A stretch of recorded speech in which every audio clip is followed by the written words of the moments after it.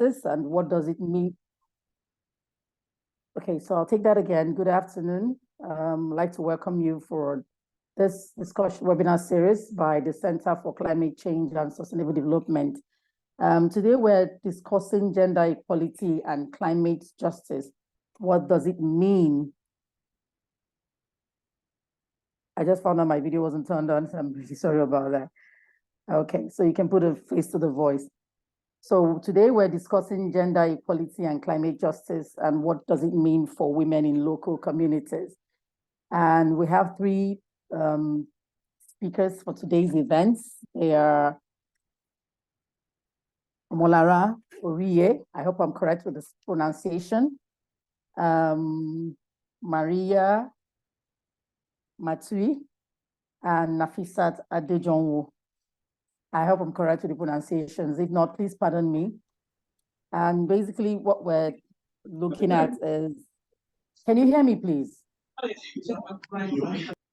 Yes, we can hear you. Okay, so if we could please do some yes, I can hear you. Which is to mute our mics if we're not speaking, so that we reduce the interference and we'll be able to have a very smooth discussion. Thank you very much. Okay, so one of the greatest challenges of human rights, the triple planetary crisis of climate change, pollution, and biodiversity loss, which directly impacts a broad range of rights, including the rights to food, health, and the right to life. The risk and the threats of this crisis affects everyone. But a person's gender, we find out that most times a person's gender, the place where the person lives, the livelihood, sustenance, economic, socioeconomic status, situations, that often determines how one is impacted by climate change crisis. For us, women and girls, especially those in developing countries, living in rural areas, belonging to what we call the minority groups, and basically communities are particularly affected. Now, conversely, gender equality and unequal access of women to land, natural resources, and other assets, it kind of constrains the ability for them to build resilience and adapt to climate change. So climate change amplifies, what it means is that climate change amplifies gender inequalities and poses a unique threat to women's livelihood and economic well-being. So for this webinar series, we are seeking to explore the issue of climate change through the lens of what we call intersectional feminism, and that basically speaks to the different ways which women experience inequalities. And then it seeks to point out the gender climate nexus for women in local communities, and it will look at a picture of what really climate justice should look like for women in these communities. And before we start our discussion, I'd like the director of the Center for Climate Change and Sustainable Development to quickly just give us a brief opening address, and then we'll take off. Thank you. Dr. Adejonwo. Thank you very much. Thank you, Ebere. Hello, everyone. Good morning, good afternoon, good evening, depending on where you are. It's a pleasure to welcome you once again to the second edition of the Center for Climate Change and Sustainable Development webinar series. This series is titled Gender Equality and Climate Justice. What does this mean for women in local communities? Like Ebere said, my name is Oluwatoyin Adejonwo, and I'm the founder and the executive director of CSD. So gender and climate change is one of the strategic focus areas of CSD, hence the theme of this webinar. This webinar, as you come along this journey with us, seeks to explore the issues of climate change through the lens of intersectional feminism. I'm really excited to welcome our speakers as they share their insights from their experience of working with and advocating for women, particularly women in local communities. Thank you very much. Thank you. Thank you, Ms. Berry. Okay, yes, okay. Okay, so we're back to me, and I'd like to introduce our speakers. And as what my style is to generally just give a introduction of all our speakers, and then we could now delve into the discussion for the day. So Omolara is a feminist thinker and decolonial feminist organizer, confronting power structures and systems of oppression through the embodiment of knowledge as liberatory factors. Okay, Omolara is grounded by feminism, Pan-African and anti-colonial ideas, and supports individuals and collectives to do the intentional work of dismantling imperialist and patriarchal structures and building the blocks for individual and collective liberation. She co-leads the work of the Liberation Alliance Africa, a feminist Pan-African collective raising critical consciousness through radical knowledge production, policy advocacy, decolonial feminism, organizing and documenting the cultural evolution of a liberated Africa.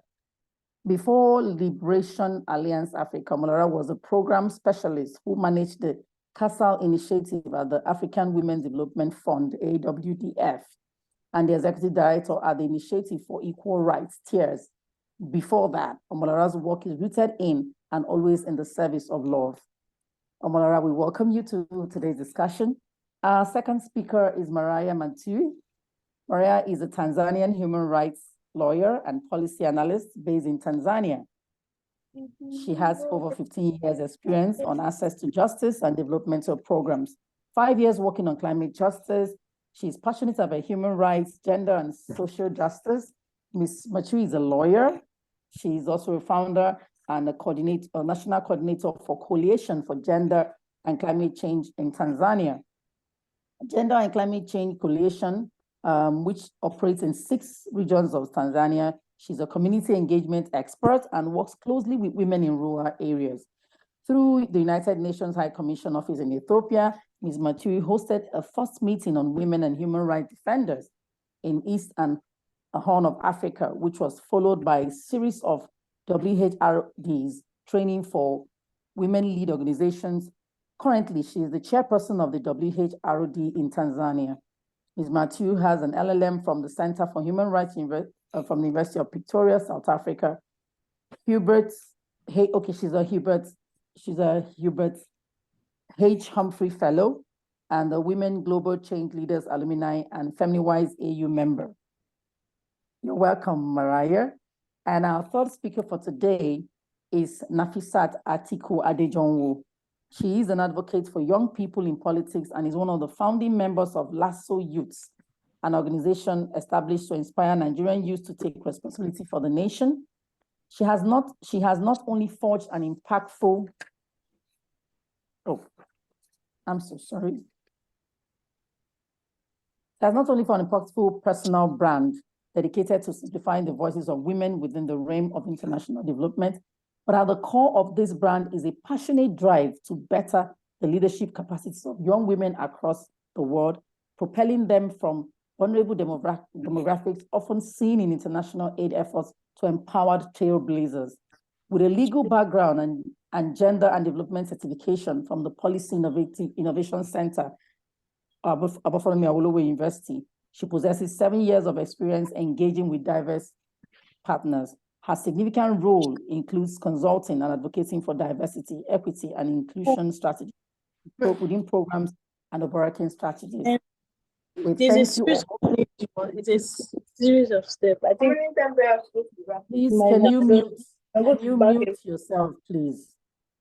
There's an interference from one of our participants. Thank you. So now our task for today, okay, to get the discussion rolling, we're talking about gender, how it is that the perspectives we want to look at it is how it is that it affects women, climate change affects women, particularly in rural areas. And we know that climate change basically affects everybody. And when we look at it from a gender dimension, we're looking at how it is that it particularly affects women and what inequalities that climate change impacts has exposed them to. So I want to find out from our speakers that what are the intersections between gender equality and climate justice? And I'd like to start with Omolara. In progress. Thank you so much. Can you hear me? Can you hear me? Yes, yeah, but there's an echo in the background. So probably maybe you need to check the audio connection. Yes. How about now? Yeah, it's better. Lovely. Thank you so much for having me here. We're talking about the intersection between climate change and gender equality. Is like talking about the intersection between, the way a patriarchal society exists and how that can be linked to the lived experiences and well-being of women. So climate change, like every other thing that happens in the patriarchal, capitalist, imperialist world, obviously has adverse effects on historically marginalized groups, of which women form a huge part of that population. So, of course, climate change causes things like, forced migration. If I can use that language. Yeah.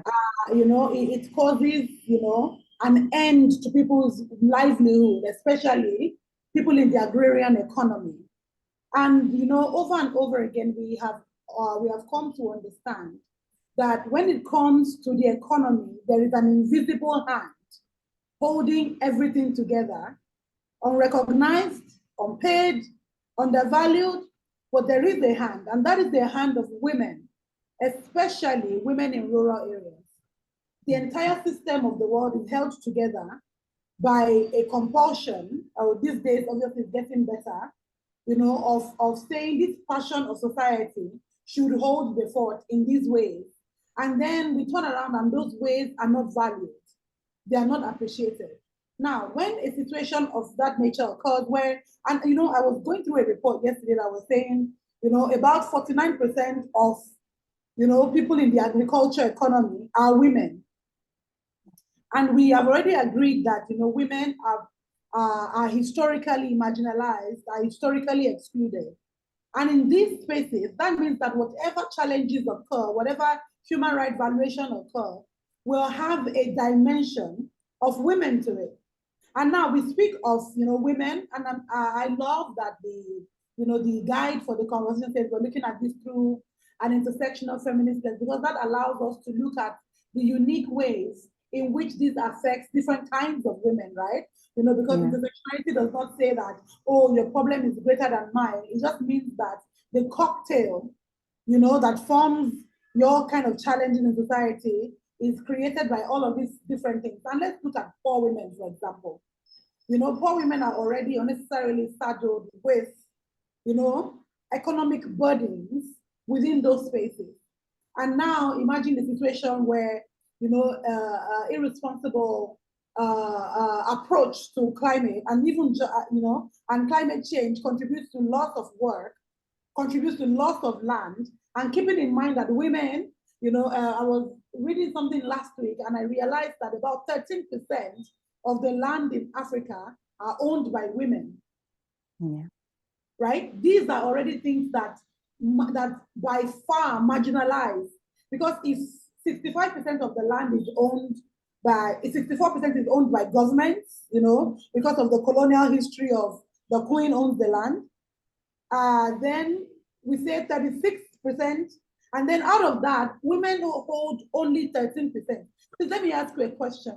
Of the people in power on the continent, what percentage of them are women? So if you look at it, holistically, you see that a large, an unbearably large percentage of the land on the continent are controlled by men.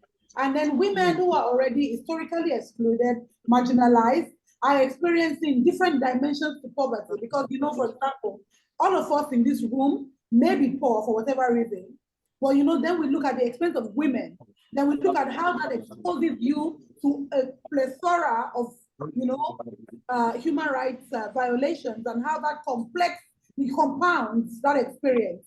So climate change obviously is not existing in a vacuum, because whatever happens, within this world, whatever occurs within the systems of power affects women you know, on a more challenging level, because of this thing, you know, contextual challenges like historical marginalization that occurs in things like unpaid labor, that shows up as things like, you know, lack of ownership of the land, that shows up in things like, you know, patriarchal control of women's bodily autonomy and well-being, that shows up in challenges around forced migration, and how that exposes women, you know, to sexual violence and other kinds of violence.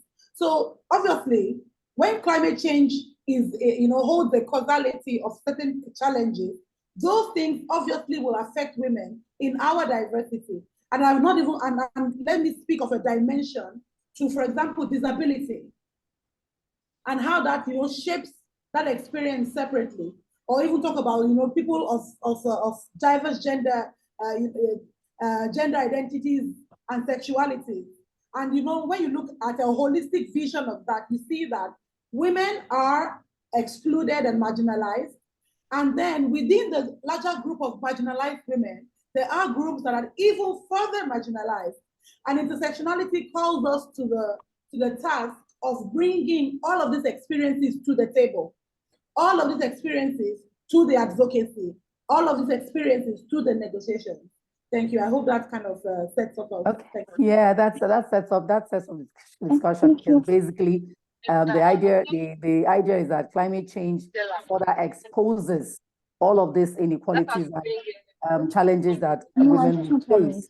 Mariah, can we have your thoughts, please? Mariah. You mean Maria? Oh, sorry, Maria. Okay, can we have your thoughts, please? Yes, hi. Good to see my sister Omarara, and for good keeping us together. Let me try to put my very lovely to see you as well, Maria. Yes, long time. Oh, I know, long time. Oh yeah. Yes, adding my voice to what Omarara has said, definitely the nexus or the realities of gender and climate change are not invisible.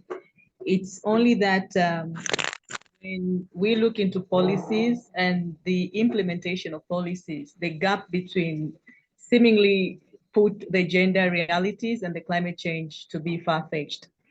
But if you look deep on how climate change directly affect and impact lives of women, girls, those who are living in rural areas, and yet their participation and engagement in the whole conversation relating to these realities, it's very much dragged. And this is, I think, is the calling for us who are working in human rights segment, to bring the realities on papers, on the practices on the ground. Because now, for instance, we are talking about Conference of Party 28, the meeting, the number 28. But if you look at how much and how many women are participating, you cannot even connect the dots. If you look at the strategies which has been put in place by UNFCCC to respond on gender at a national level, at a global level, and even regional level, they are mere documents. There's no financing for it. There's no implementation of those plans and ideas at the grassroots level. But yet, time increasingly, now we see women are suffering more than it was maybe years back. And the evidence of impact of climate change, they are now felt more than it was felt years back. But if you go to these spaces, you do not see women themselves sitting in these tables, bringing their own experiences and solutions to the conversations that are ongoing, for them to be able to tackle the issues with their own problems, but again, with their own understanding on how this climate change vice can be responded. And for me, this is important because if we look years back, the climate change has not started yesterday, but now the impact is much felt because it's very evident. But there were methodologies and ways that the communities has been responding to these issues of climate change. Could be not be financed, whether financially, but those indigenous knowledge of women who are custodian of this knowledge, where is it included? So for the conversation of gender and climate change, I think it's very important to bring the realities which has been surfacing for so many years, but they're being narrowed down because of maybe the higher level of science, which again is not from us in rural communities or from us in an African continent, but the science which is mostly coming back from the same countries which have been causing these impacts of the climate change to a large magnitude. So I don't know how many minutes I have, but I think it's just touching back the conversation, and then we'll continue to converse around it. Yeah, but I quite agree with you that women, despite the impacts that the climate change issues are having on them, they are not, I mean, they don't form a majority of the decision-making process at all. And that's something that cuts across basically not only, basically Africa and rural communities for us in Africa. So I do agree with you quite well. And Nafisiat, I'd like to get your thoughts as well. Hi, good afternoon. Please, could you repeat the question so that I could be sure that I'm providing the right answers? What are the intersections between gender equality and climate justice? Okay, so yes, thank you. Definitely there are intersections between gender justice and climate, change and justice, as was said at the beginning of this webinar, right? That already it amplifies the inequalities that already exist. Like maybe let's take, for example, something to kind of bring that to bring the example down to home in a way that we can understand. So for those that live in Nigeria, when the COVID-19 pandemic came and the entire country was forced to shut down, basically in accordance with best global health practices, we saw that our economy as a country wasn't built or isn't resilient enough to deal with a shutdown of that magnitude or with a global health scare and pandemic of that kind of magnitude. So the pandemic basically amplified the already existing cracks and inequalities and the poverty indices that existed in Nigeria as a country. And that's literally what we're seeing here. In terms of climate justice and gender justice, there is a huge gap of inequality that exists within Nigeria for women, especially when it comes down to issues of social norms that make women, especially young women, feel excluded from leadership and decision-making processes. And climate justice just helps to amplify those existing inequalities and further locks women out and leaves them vulnerable to the existing catastrophic incidents that happen across board. Women, because of the way the society is structured and because of the way people are brought up, they are seen as the custodians of the home. They are seen as the homemakers. So they are the ones that take care of the children. They are the ones in charge of the care economy.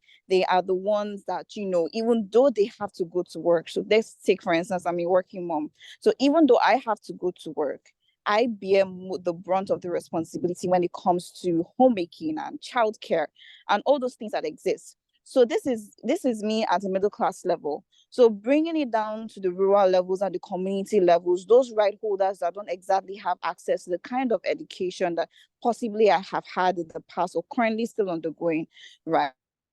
And then responsible for things like fetching water and taking care of the children and going to the farmlands and irrigation and all those kind of things. And then all of a sudden, when desertification happens, when climate change happens, when the rainfall changes, like for example, us in Abuja are supposed to be in the thick of the Harmattan season. In fact, Harmattan should have arrived sooner enough. Harmattan is pretty much like, I don't know how to explain it, like it's a dry season, but it's usually when farmers go and then start planting new seed in time for a new harvest. And over the weekend, right, we had a huge rainfall for 2 nights actually that came and literally cleared all the seedlings that farmers have planted. It's an effect of climate change. Our system, our weather, we can't predict it anymore. It can't be regulated anymore because of the issues with greenhouse emissions and whatsoever. So women are usually at the brunt of those issues. They're usually the ones that go to farm and put the seedlings to the ground and use the proceeds of selling that to be able to cater for their families. Or so basically different other, dimensions of climate justice and gender inequality. Women are the receiving end of this because they are the most vulnerable demographic that we have right now in our society. So basically, those are the intersecting points. And I think it's also critical to note at this point, because whenever we talk about women in climate justice or gender equality as a whole, we tend to say that we tend to assume that women are homogeneous. And we forget that women are divided across different social spectrums, age demographics. So it's also interesting, but also critical to note that the younger women and the older women have different and unique challenges. And when we are, recommending solutions, right, to tackle the issues of intersecting vulnerabilities across the different age groups and demographics, that we take these nuances into consideration. So I think that's it for me.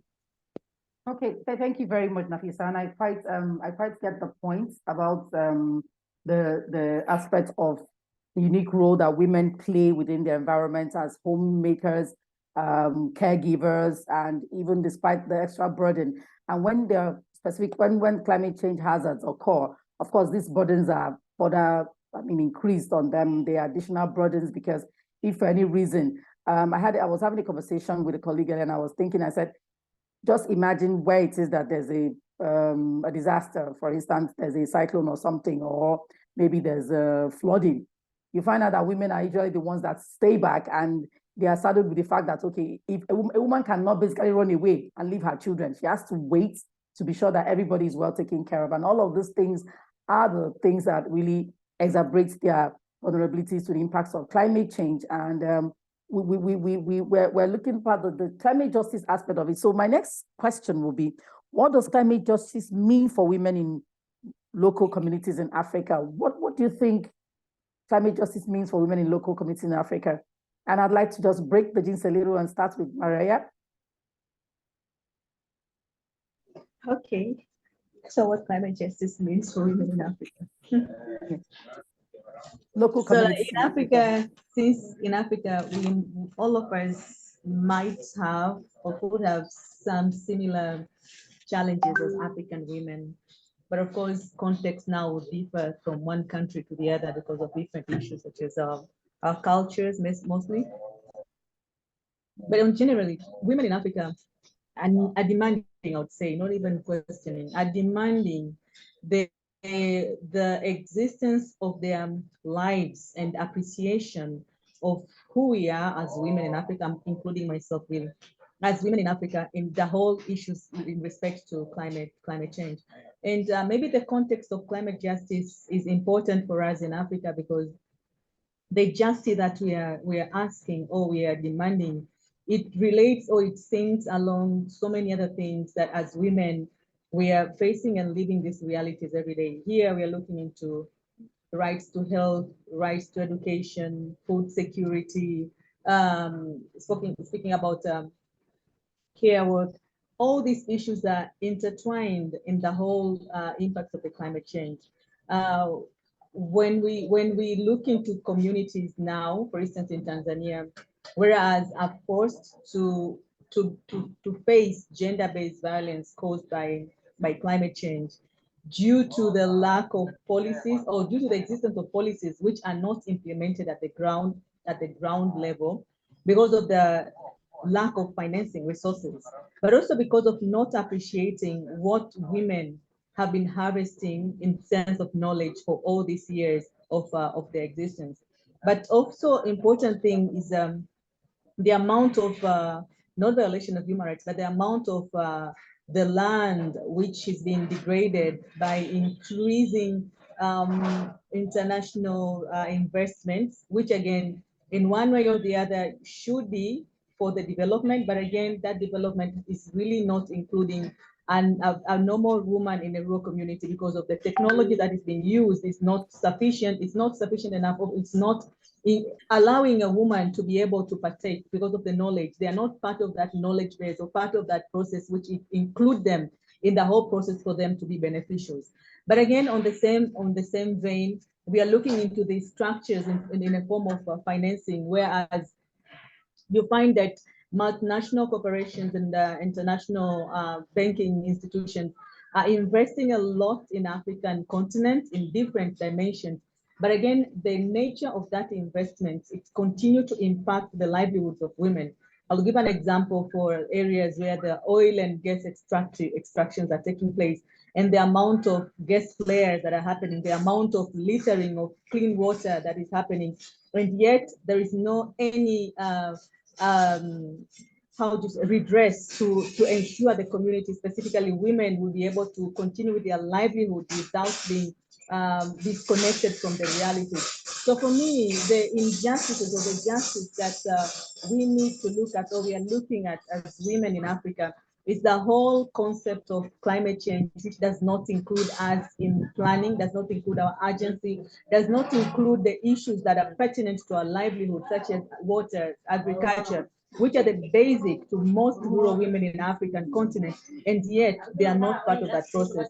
The benefits and the privilege that are given to investors, for instance, the benefits and privilege that are given to multinational corporations, but even local banks, which are recipients of this financing, is not really looking into the ecosystem of women in African continent. So I would maybe finish here by saying that the demand of women that is coming up collectively and individually should be not be harnessed in silos, but rather our government, as they put forward these strategies, and I would say that when we have gender strategies, for instance, or when we have policies and strategies again, we speak about gender clearly and how that it can be included in climate change, but yet you don't find the implementation on the ground. That's a huge gap and a violation of our rights as women in Africa, because we are the majority and we are the custodian of the cultures, of the traditions of our continent, and we have to be part of the process in all the conversations. But also our agents should not be taken for granted or be ticking a box, because financing should be including gender. So once you have gender and a box has been ticked, then there's an assumption that women have been included. I think that notion and mindset needs to be really be discussed and being tabled with all stakeholders being part of that process, as women also be included in the conversation. Okay, thank you, Maria. And yeah, I quite get to that point, and I subscribe to it, that the balance is actually in the burden sharing, as in those that are responsible for the cumulative impacts of the climate change, as in that are causing it, that's basically what climate justice is all about, should be able to say, okay, and in this case, we're talking about policy makers and making policies or creating a very favorable environment for women to thrive irrespective of their vulnerabilities. So with that, I'd like Omolara to quickly give us her thoughts as well. Yeah, I would like to zero in on an aspect of what Maria shared, which, because Maria actually kind of covered that question. But one thing that Maria mentioned was the way the investments in climate justice here, the way they kind of have an adverse side to it. And I just want to share that, when your question is, what does, freedom, what does economic justice look like for women? And I think economic justice for women looks like an end to economic and ecological oppression. It looks like an end to extractivism on this continent. It looks like an end to neoliberal policies that expose us to just extraction and turns us into this, this bucket of raw materials that everybody and their father and uncle can just fetch from without feeling responsible to people on the ground. Because, we've seen a lot across the continent. Let's make an example of the DRC, an extreme case. Extractivism is why am I even speaking of DRC? We can speak of the entire colonial project.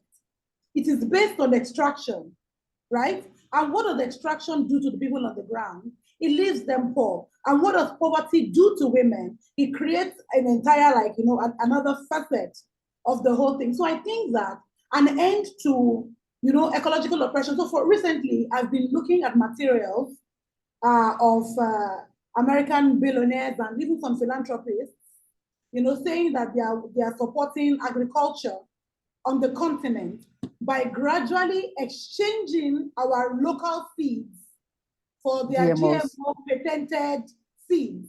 And now they are introducing laws into countries such as, Ghana, Zambia, India, Kenya, laws that criminalize local farmers for farming with those patented seeds, right?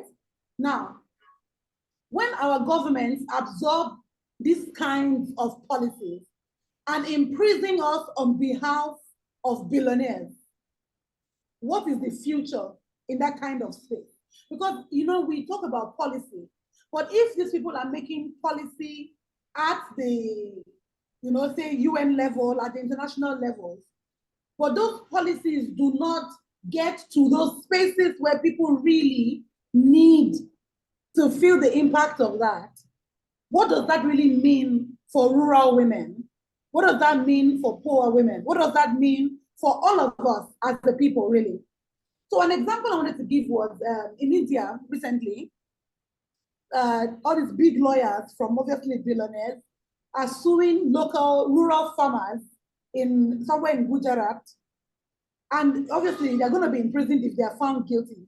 But they want to drop the charges if these farmers will join their unions of farmers who exclusively farm that particular type of patented potatoes.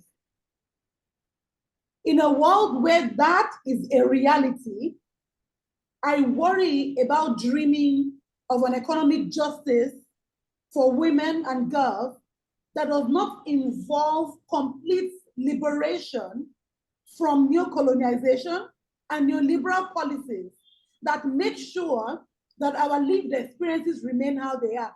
Poverty is not accidental. That's one thing that shook my mind in the last 10 years.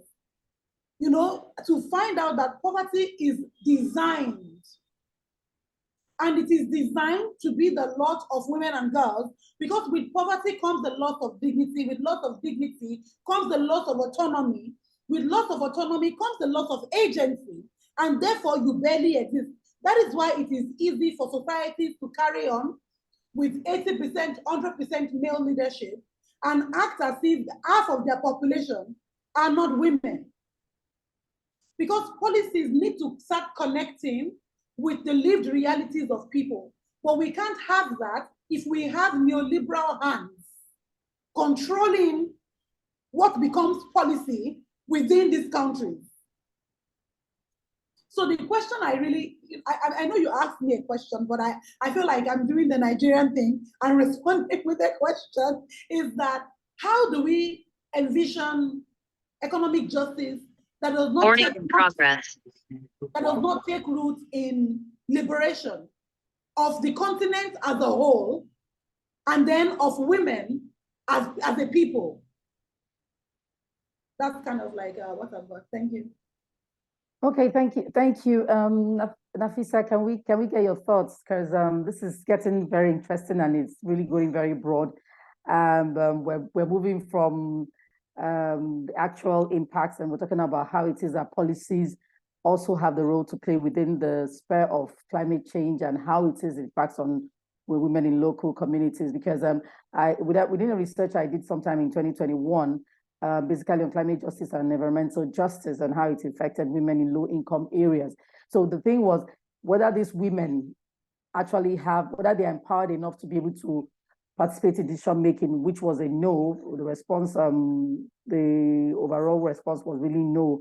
You don't have, because women are not within the sphere of the policy-making processes. So it's no matter how it is that they are vulnerable to whatever hazards that they're exposed to, you find out that decisions are still made on their behalf, for them and on their behalf, without their own input. So Nafisa, can I get your thoughts, please?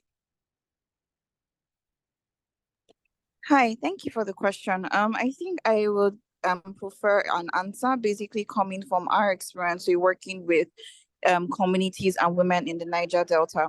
So I would always say this: before action comes awareness. And that's a critical thing that we have learned even at the very background level. So we need to also understand that as we are people that have education and know certain things and understand climate change and environmental justice. They are rural women, community women who don't understand, math or biology because they haven't been opportune to access this kind of opportunities.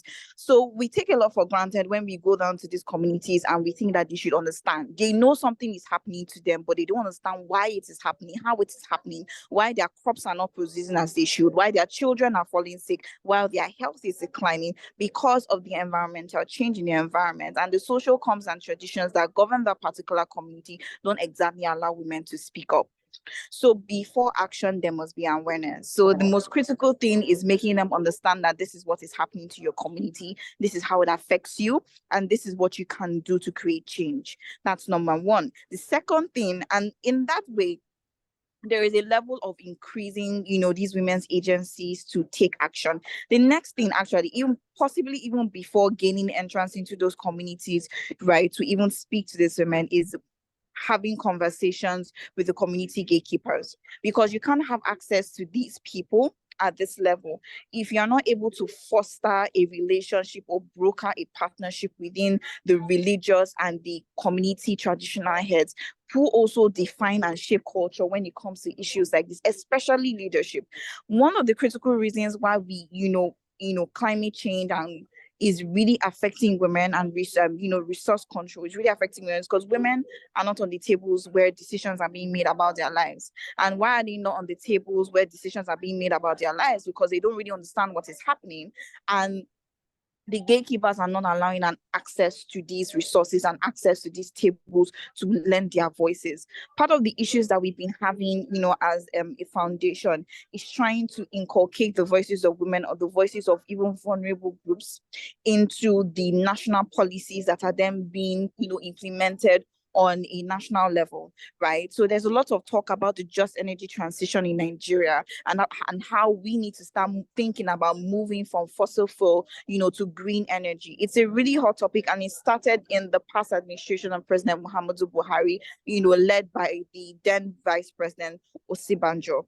And it's a conversation that has continued. I know the European Union is very passionate about it. And you see, it's not just enough to say just energy transition. It's not just enough to adopt an ideology from the Western world and make it a slam dunk situation when it comes to Nigeria's, how will I put it, unique challenges, right?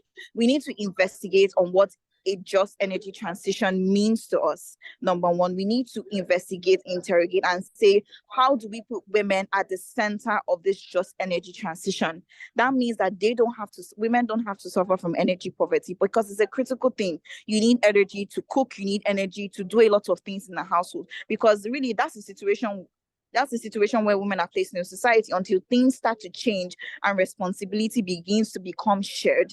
This is our context. This is our reality. So how do we position women in the point where they are empowered to take advantage of a just energy transition, from green digital skills to using, moving from fossil fuels to renewable energy, thereby making even a cleaner environment? And we've seen how women can be passionate change makers for these things. So see, for me, I think policy formulation has to start at the grassroots level, where you are inviting the right holders, that is the women, the men, the vulnerable communities, and then moving up the ladder, from the local government to the state government, and then to the higher ups, that is the National Assembly and the ministers that are in charge of these portfolios. So that's basically what we've been trying to do at the foundation, having these conversations at the community level, where they even design documents, design interventions, and it's not the oil companies coming to say, this is what we're going to do for you. We're going to build you an event center. We're going to build you a school. They say, no, don't come and tell us what you want to do in our society as a means of compensation. We are going to tell you what you need to do for us as a society and as a community, because we know where the shoe pinches, right? Making sure that their voices are the center of the conversation. So I think that's where I'll stop. Thank you. That's very good. So because if we look at the principles of multi-stakeholder principles and all of that, so you're talking about inclusivity. And inclusivity starts with advocacy, that is the awareness. You need to be able to, people need to understand what it is about. And I'm a strong advocate for advocacy, starting advocacy and then using that to raise, while they're raising awareness and making sure that everybody is carried along. And you know, because we do the bottom to top approach policy making strategy here particularly in Nigeria, where you have a policy comes up at the top and then you're expecting to implement it. Meanwhile, people that you're implementing the policy for, they have zero understanding of what the policy is all about. And some people think that this also plays out in the way our policy documents, particularly our NDCs, is structured, that is a bit ambitious and not really realistic because people don't really understand what it is. And with that, I'd like to ask my third question for today. He said, how is it that us as CSOs, NGOs, and other stakeholders can increase awareness about the interaction of gender equality and climate justice? And Lafisa, I'd like you to still go back on that because you touched a bit on that point. So what is it that you think that CSOs and NGOs can do to help increase awareness? Okay, thank you. And I will start with a quote from Stacey Abrams that she shared with us when she came to Nigeria, to do some election monitoring. And she said, you don't expect people or your beneficiaries to meet you where you are. You go to meet them where they are. And you also use the tools that they understand to pass across the message to them. Sometimes even CSO actors, even ourselves, are even guilty of, we want to, produce advocacy messaging and we want to produce tools for awareness. And we do the nice video vignettes and we do the great things on social media that look eye-catching. And we think that, 1,000 people reach, 2,000 people reach, we're doing it, we're creating impact. But the point is that we are not entirely reaching the people who need the information the most. So the first thing that maybe it's a problem with even how you are mapping your stakeholders. Are there some forgotten citizens that you're actually leaving behind because you're simply not seeing them? And that then goes on to a fundamental issue that do you really understand the problem in which you are trying to solve? That's right. No, Nafisa, I think we've lost her for a second. Okay.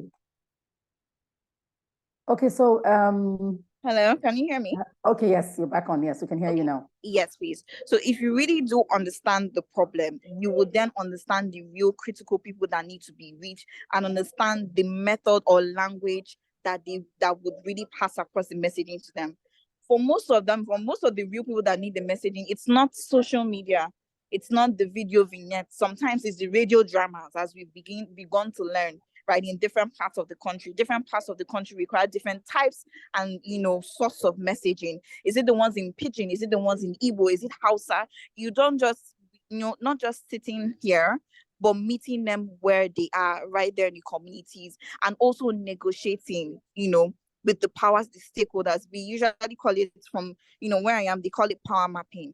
Who are the people that wield a level of control or power in these communities that you need to reach people? How do you negotiate power with them in order to gain access to the people that you need to reach, right? And not just, at the community level, even at the state level, at the national level, talking to the people who define the culture and times of the day so that you can put advocacy before them. So there's something that we're also trying to do, which I think might be also instrumental. We're starting to do a lot about social norms and understanding how they can be positive, negative, but how they can still be used as tools to push across an agenda messaging, right? So we're not saying there's definitely some cultural norms that are bad, but the entirety of a culture of a people cannot be bad. And we're learning that when it comes to very conservative societies. So how can we already use or take advantage of the existing positive social norms that they have to push across our messaging in a way that they understand and is easy to accept, and it doesn't feel like they're attacking the entirety or the identity of who they are as a people?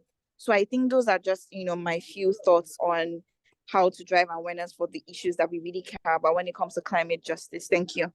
So we need to do what we call stakeholder mapping, and we need to be sure that we have a very attractive communication plan or strategy to be able to pass the message across, and then also have our stakeholders broken up into the appropriate categories so that you know who is your influencer, who is your enabler, and who is the beneficiary of whatever policies that comes up at the end of the day. So with that, I'd like Mariah, could you come in at this point, please? Yes, thank you. Yes, I really loved Nafisa's interventions in terms of, people-centered interventions, right? And I think on the other side of that is, I just want to raise a couple of thoughts on a feminist response to climate change and how looking at women and girls as the center of this, and not just women and girls that are acceptable in society, women and girls in all of their diversity, and how working from that aspect kind of allows us to do a more holistic work in terms of gender justice within climate change conversations. I wanted to speak to the importance of, for example, say sexual reproductive health and rights, and how that impacts, poor women, and how that intersects with climate change. Now, what am I getting to? Is that there is a need for a feminist lens to the work, number one. A feminist lens that, treats women as people who have intersecting identity and experience oppression in diverse ways, right? So that we will not be doing a one-size-fits-all from the aspect of policy, but also in the aspect of organizing. It won't be a one-size-fits-all because the needs of different people vary. And I think that organizing also fits into the policy conversation. The important thing I am thinking about now is how, for example, do women's bodily autonomy and sexual reproductive health and rights feed into questions like, forced migration, feed into situations where women don't have the choice to determine how many children they have. They don't have, fertility agency over their fertility rather. And how those things kind of complicate a response, not complicate really, but how those things create a multidimensional need for women in these spaces. So there is a need for CSOs, NGOs to take into cognizance that when we are doing work, it is not just an idea of gender. It is a feminist response that must be holistic so that it can give birth to a result where it can give birth to a result that actually benefits everyone. I don't like to make the case for how feminism benefits, men or whatever. However, that is the reality of the matter. It is that when power, when you spoke of power mapping, it made me think, and then people understanding the policy and all of that. And I'm like, when people even understand the policy, do they have power to make change? Because indigenous peoples have a relationship with the land that no amount of Western education can articulate. That is their reality. That is their morning, their afternoon, their evening.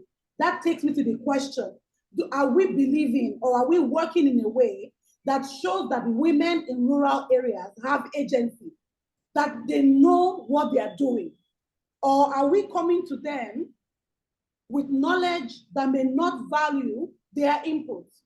Or are we coming to them with knowledge that, that clash with their understanding of the land? So that takes me to the point around collaboration. This work must be collaborative, not just between CSOs, NGOs, and the communities that they support, but also amongst NGOs and CSOs themselves, so that the work is not done in silos and we are able to kind of achieve a critical movement in terms of addressing women's human rights within the climate change conversation. Thank you. Okay, so Mariah, because our time is we're getting really, the time is far going up. So Mariah, would you like to add something, please? Mariah. I think very brief. Very brief. Okay.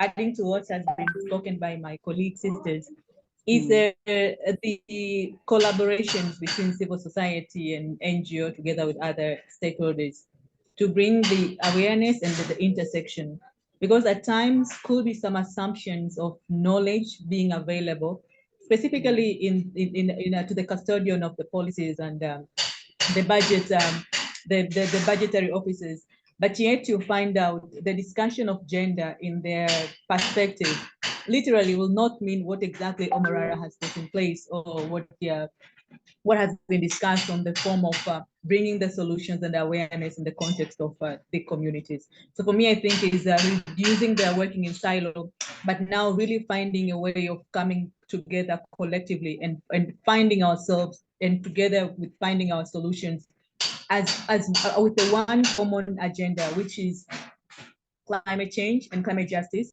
with the women and girls' voices inclusive in all these conversations. Okay, so the other thing I would have asked is what kind of advocacy is needed, but you see, we've kind of delved into that already, which is to like stakeholder mapping, and then make sure that there's that everybody's that there's inclusion of all people, including, particularly women, and ensuring that they are an understanding. So advocacy, the platform for advocacy would be that women are carried along, they understand, and also leverage on their own knowledge as well. So I'm going to ask, how can we promote women's leadership in decision-making roles in community-led climate initiatives? And with that, I'd like to just give an example. That's one of the, I read up while researching for this meeting. Okay, so the lady there, she's in the Caribbean, and without being lettered as an educated, she was able to help her community go through flooding incidents. She was able to mobilize the community, the women in the community particularly, and they were able to salvage what they could out of their homes, and were able to survive through the tragedy, and they were better off for it by the time interventions came. So how is it that we can increase the leadership qualities or leadership capacities of women in local communities to be able to implement all of this? Thank you. And I'd like to start with you, Mariah. Okay, so thank you. Women leadership comes in different dimensions, obviously, but we need to understand, what do they understand? And how does that relate to their everyday lives? And with that understanding of bringing the knowledge of women from their own perspectives and from their own living experiences to the existing policies and strategies, while looking the existing policies and strategies, how much do respond to these living experiences of women in the communities? And maybe again, if I may, by giving an example, the beautiful policies that we have in strategies, somewhere, somehow, if you read and look around with an academic eye or with a programmatic eye, you find they bring out solutions.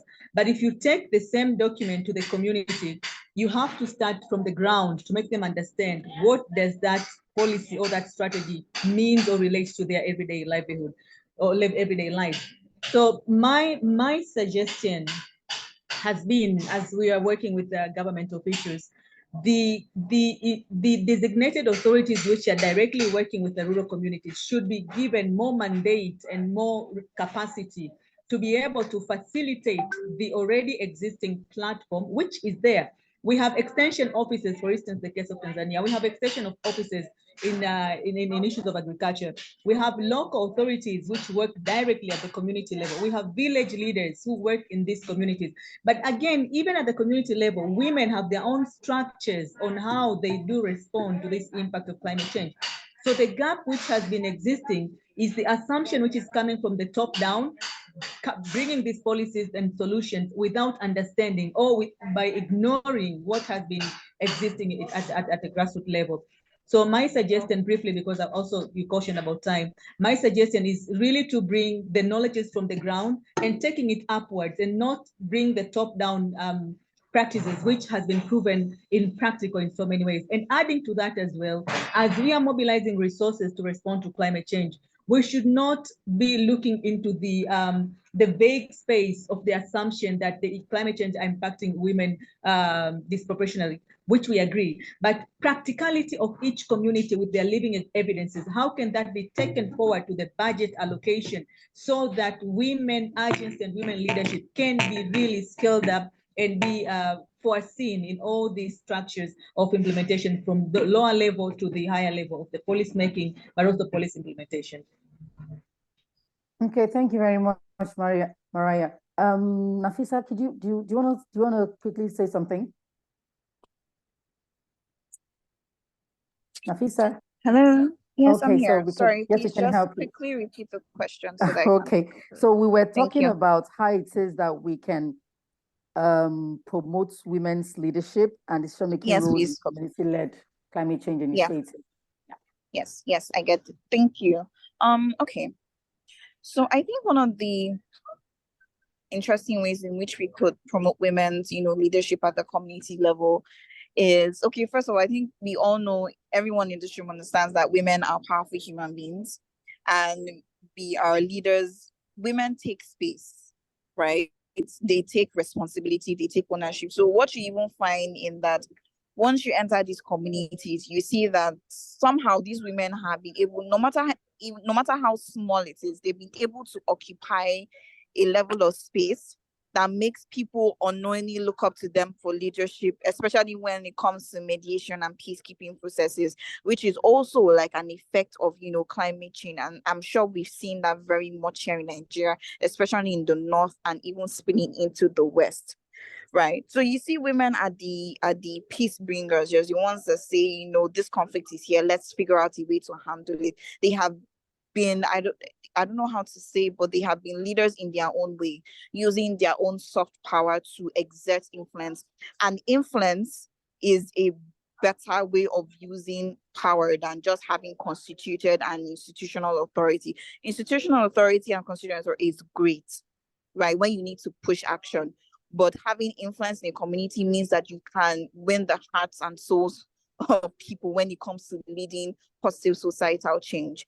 So we find that in these communities, and what we try to do is to work through these already defined routes of leadership to amplify their influence across board. Right. So it's usually easier for us, especially when you come into a community that is very anti-women leadership, that is very anti-gender equality, that is very anti-feminism, which, to be very honest, is really a lot of places these days. We work within those already so-called socially accepted roles, begin to amplify their influence until it becomes an official sort of thing. And we say, this woman has been able to do so much for the community. We need, of course, to make her, like a leader, a local government chairman, whatever it is, whether it's through politics or appointed positions. And that's one. And also it's always interrogating the gender norms that exist within a particular place, interrogating and helping them to evolve, that these norms, when you see these things that are against, natural justice, that they can't be forced to exist. Norms that foster inequality, it doesn't work. It doesn't help a place develop sustainably. It doesn't help a country develop sustainably. And you lock more than half of your women out of, productive living. So it's also to begin to slowly change these norms. It's a very slow process of pushing women into leadership, but it is a thing. And of course, there's always the broad policy action, the 35% affirmative action, the national gender policy affirmative action is always a strong tool for pushing women's involvement in leadership as a broad stroke. But of course, we're looking at community leadership, but these are things that we also have to, consider. Using already established pathways within that community to push women to the forefront of leadership and community action. Of course, interrogating the gender norms and changing them as it may, and using policy as a tool to promote inclusion in leadership for women across all different spectrums. And of course, always equipping the women to be able to handle leadership wherever they are. Training, equipping, awareness is always a very integral part of that process. Thank you, Nafisa. That's quite a lot, and it's well put. Thank you very much. Omolara, I'd like to get your thoughts at this time. And our time is very spent, so I'm going to be asking us to be very brief on our contributions, please. Okay. Because we'd like to, I'm seeing a couple of questions in the chat box already, and we'd like to have our participants also ask questions and be able to get their thoughts aligned properly. Thank you. Thank you. There isn't much to add. They have done, a thorough work with the conversation around women's political participation. And I think I will just add that, the awareness that we experience a mixed, I usually would call it a cocktail of patriarchal violence in Nigeria. We should keep that in mind because our communities do have norms that, might be, against gender justice and equality, but we also must be aware that there is also the, European colonization, patriarchy, legacies that still control even conversations at the top. So while we are starting even at the bottom, when I say bottom, I mean, I don't mean the bottom, I mean communities. When we start at the communities, yeah, it's absolutely great. But in what ways do those things show up in the way that even the leadership of the country is set up, right? And to kind of interrogate those legacies, those patriarchal legacies, those colonial legacies in our work as we go along, so that we can always just have this connected approach, this holistic view of what the challenge looks like. We are able to pinpoint all of the different standpoints. So for example, we have the community conversations that we need to have, but we also need to have a conversation around continued imperialist control of the Nigerian economy through the IMF and the World Bank. We need to also raise conversations on what does women's leadership look like in this country, the systems we have, the constitution that we have. Can it birth a reality where women are truly leaders? Because when we have conversations about this, we say, oh, we have to include the women, or we have to make sure that women are involved. But how about we have a situation where we begin our involvement with women?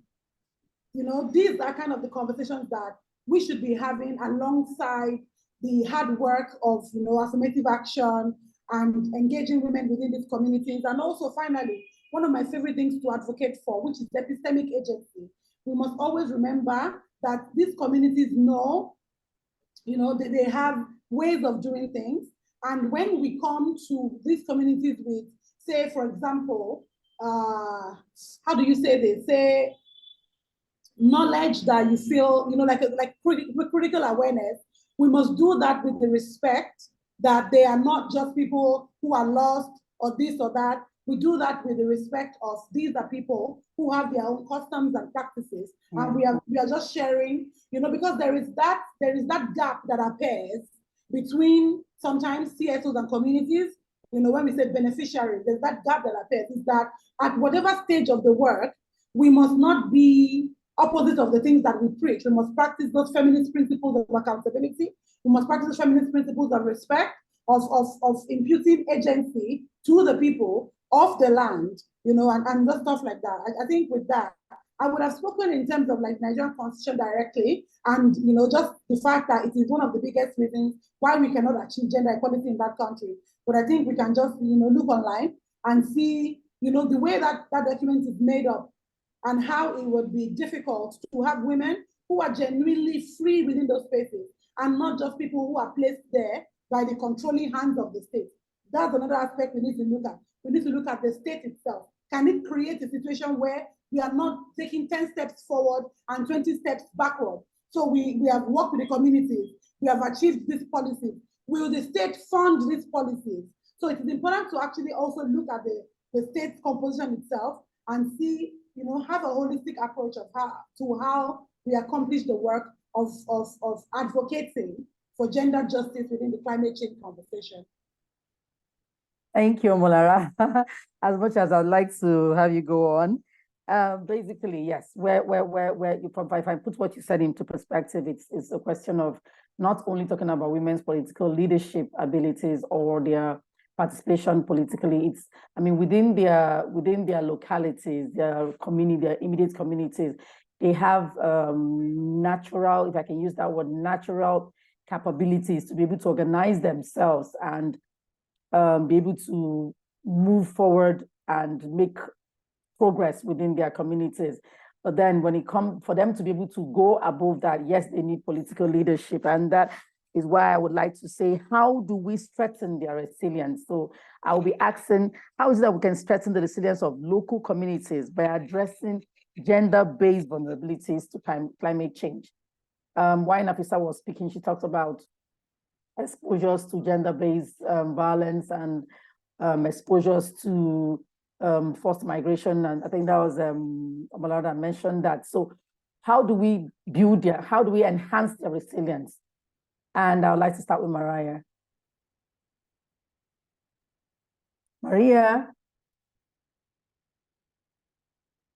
Maria?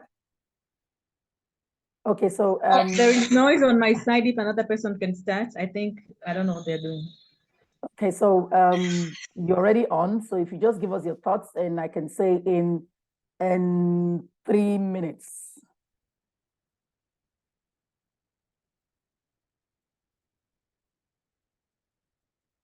Okay, Nafisa, could you give us your thoughts in 3 minutes, please?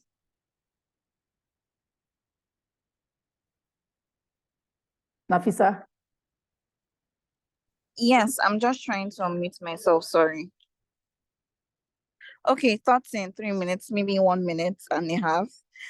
Okay, so in terms of how to make everything more resilient, to me, I think it's the systems that we need to focus on making, resilient.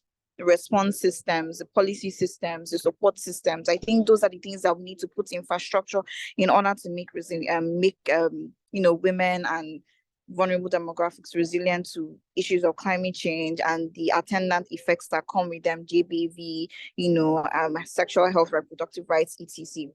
And the reason why I say this, earlier on, I gave an example of the COVID-19 pandemic and how it proves how vulnerable and shaky our economic systems are, even our humanitarian responses were our health systems. If we don't strengthen the systems that, encircle or form the umbrella on which every other thing rests, people are continually going to be fragile or exposed to these vulnerabilities. And I think that's the truth. We need to strengthen the health sector that responds to these issues. We need to strengthen the infrastructural system, the Ministry of Environment, etc. Sorry, I'm talking within the context of Nigeria. But I feel strongly that if we don't strengthen the systems, and when we say strengthen the systems, strengthen the institutions, strengthen the policies, strengthen the responses that respond to gender-based violence, and provide for the, first of all, prevention of gender-based violence in the first place when it has to do with issues of climate injustice and whatnot, then I don't think we'll have a fighting chance. I think the key is in strengthening the systems that, cover these particular aspects that we're talking about today. Systems, strengthening institutions, and then it will have a trickle flow to strengthening the women in the local areas. Omolara, would you like to add something? And okay, so I'm reducing the time now in 1 minute and a half. Yes, I think 1 minute and a half is enough. I think that another thing is for people who work within the climate justice space, to take into cognizance that the agricultural part of our lives, the agrarian economy, is under attack. I know I sound like an alarmist when I say this, even though a lot of people have been saying this. Like since 2007, people have been saying like this thing. It's not new, but we need to know that if we sever the people's relationship to the land, then we are severing their relationship to the economy of that country. And so we are unable to work in spaces that actually put an end to poverty. So I think that more activists and advocates who work within this space, especially maybe like in Nigeria, and grassroots national activists, may actually need to start doing some pushback work against these policies as they crawl from country to country, because it is unbecoming for countries to jail local farmers, to jail rural farmers on behalf of multinationals. Because that injustice that I don't know where we can put that injustice within the larger frame of the climate justice conversation. And we both know that the carceral system will find a way to victimize women on another front, in that conversation. So I think that's just all I'm gonna add, because the meat of the matter has actually been addressed. Thank you. Okay, so I'm thinking of it from this perspective as well. So what are the strategies that we can develop? What strategies, what actions that we can take into account to be able to strengthen the resilience of these women and meet their needs. And I mean, from your personal experience, Omolara, what do you think can be done? And I'm reducing it again to 30 seconds. 30 seconds. Okay, I think in terms of what strategies can we use? Yes. I think one of the key things that come to my mind is building bridges, like building bridges between indigenous knowledge and current climate justice knowledge or climate change knowledge. I think that is a strategy that can be used to build resilience of women in rural areas. Another thing is that we need to look at women's rights as an urgent thing, because if we are able to address the issue of, the overarching gender equality question, we are able to answer even more questions within the frame. So number one strategy I will put it, I would say that is sure and tested, especially connecting communities for better outcomes, is building bridges between all the different kinds of knowledge that we have access to. Number two is investment in gender equality. And that means, feminist activism against not just violence, not just but including economic justice of women, including, self-bodily autonomy of women, and all of that stuff. Another thing you can say is implement the Maputo Protocol. The Maputo Protocol is the protocol to the African Charter on the rights of women and girls in Africa. And that protocol sets out a reality in which women can make decisions about their bodies. Because we know that when women can make decisions about their bodies, they are better equipped to make decisions about other things in their lives. So these three things, implement the Maputo Protocol, mount pressure on the government to create situations where women are free so that they can then make decisions that affect their economic life and their climate resilience life. Thank you, Omolara. So Maria, are you able to speak now? Yeah, I hope they won't do that thing again. So just say briefly on the issue of resilience. For me, I would say that a need for us for the stopping and looking into the realities on the ground and looking on what is working and what is not working, but also coming out with the collective efforts of ensuring that the resilience that we are talking about really addresses the vulnerabilities which women are facing in respect to climate change impacts in their societies. But also on the strategies, there is a need of bridging the policies and the policy theories and implementation, in sense that they should be speaking to the realities on the ground. The numerous strategies that have been put in place, they are there being just shelved, but what does that really speak to what is happening in the ground? So the correlation of work, of the theories and the practice should be really now as a forepoint of addressing these challenges that we're facing, but also the working in silos, minimizing the silos and coming together collectively as one, fighting one common agenda, which is climate change and also women vulnerabilities. But again, the most important point for me is having women themselves present, telling their own stories, bringing their own solutions in all avenues that comes with either financing, policy making, policy implementation, and policy designing, so that the solutions can speak to the realities on their ground and they can be tangible and sustainable. Thank you. Thank you so much, Maria. And Nafisa, please. And I have 3 questions from the chat box. Nafisa, are you able to speak now?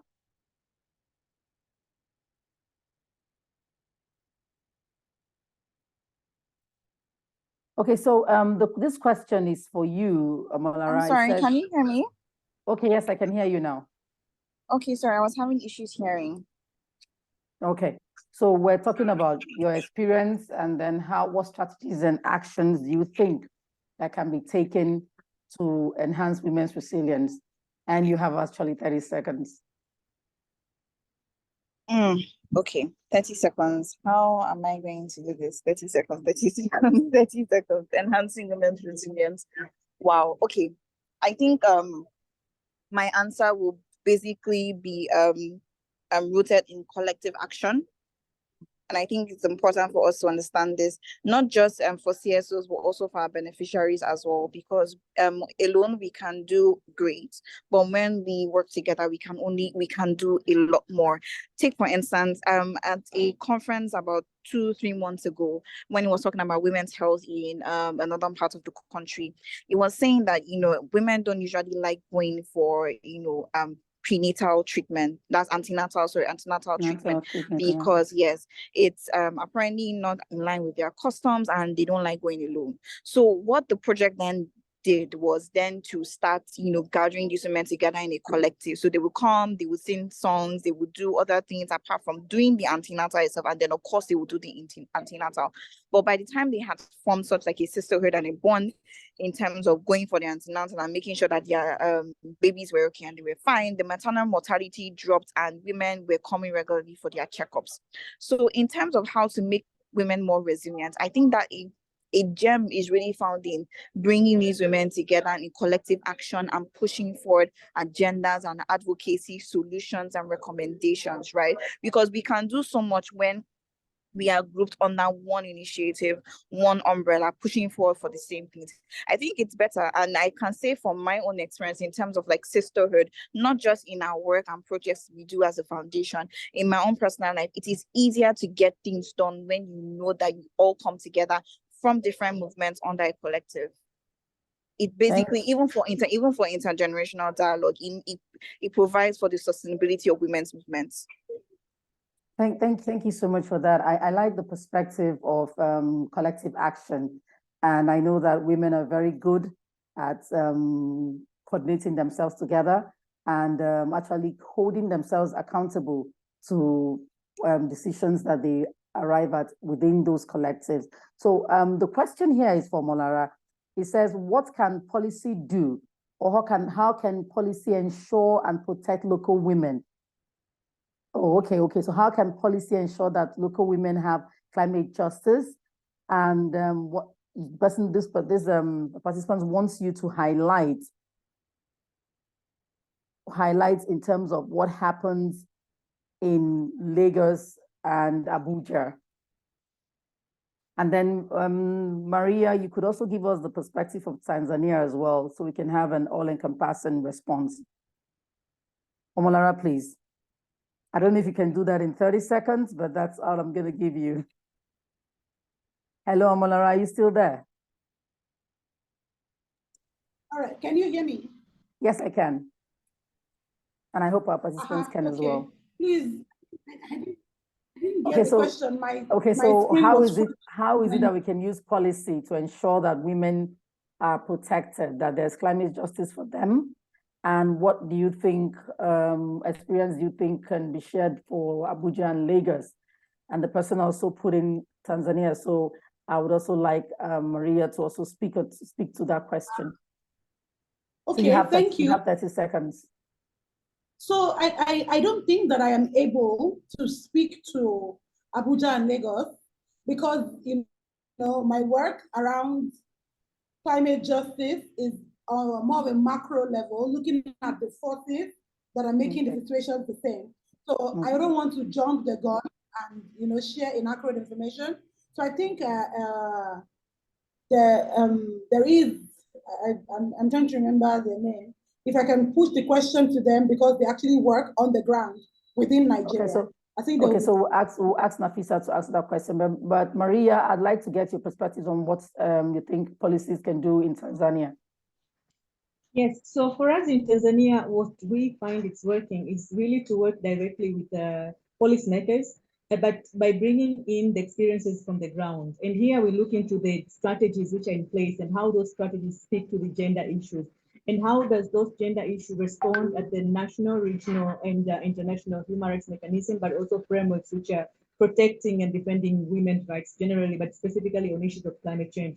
So what has really been happening to this time currently is we are popularizing gender and climate change strategy, but also we are using the existing climate change strategy to ensure that the ministries, the department, and the agencies are speaking what has been approved and what has been being aspired by the government. For instance, the NDC, the priorities on agriculture and water, But on the issue of agriculture and water, how does that really respond to the realities of women on the ground?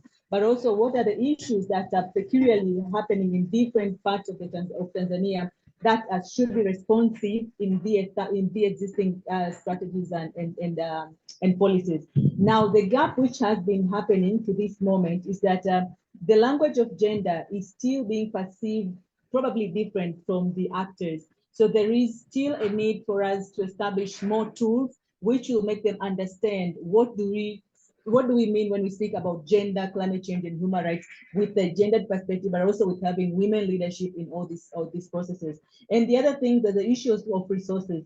There's a very meager resource that is going to gender issues, even in mainstreaming and implementation of gender, be that gender budgeting, be that allocation of financing for climate change and gender, is actually not existing. And maybe the last one is, we did not have a focal person who was coordinating gender issues in all ministries and directorates. So now we have a gender focal person within the designated ministry. But again, she is underfinanced and she is overwhelmed because she's looking within more than 30 ministries to coordinate all the issues of genders and climate change.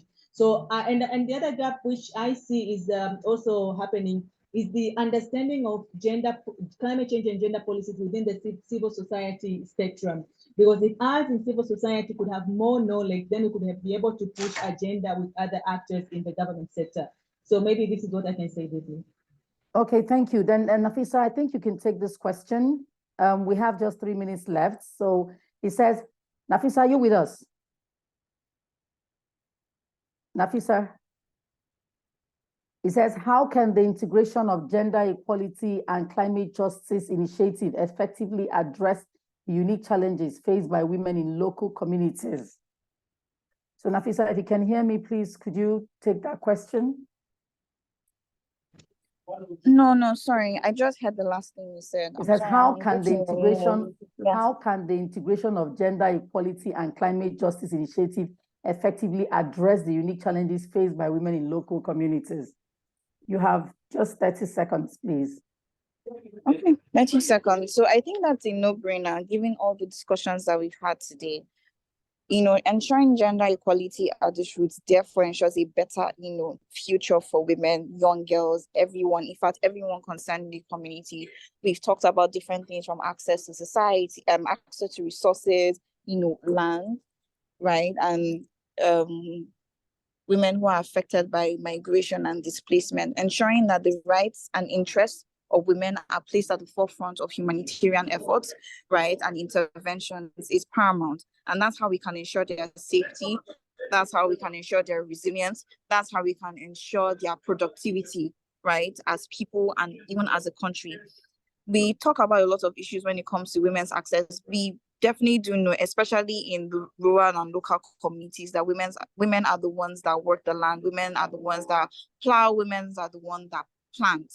So imagine a situation where women are not granted access to these resources to provide a livelihood for their family, right? That's a gender equality concept right there. So ensuring that we have a level of climate justice at that level, and also have a level of, gender equality when it comes to resource governance and distributing the access and control to these resources that ensure productivity and livelihood at that level. It's really critical, it's really important, and it's really a way to make sure that we are also instituting gender equality in each of our interventions and, the way we build our society. Thank you so much for that. And I'm sorry, our time is up. We are all the questions, if you kindly put them on the social media handles, and the questions will be responded to. And also, I'd like to say thank you for joining us today for this conversation and sharing your thoughts. The webinar is recorded and will be posted across all the platforms in due time. We're deeply honored for your participation. And we say a big thank you to our guest speakers for today, Omolara, Nafisa, and Maria. Thank you so much. And we do hope that you'll be able to join us in future upcoming programs. And with that, we'd like to call it a day. That brings us to the end of the program. And I hope we enjoy the rest of our day. Thank you very much. Thank you. you very much, everyone. That has been Bye-bye. a very, very interesting conversation. Thank you. Bye. Bye. Bye-bye. Thank you. Thank you. Thank Thank you. Thank you.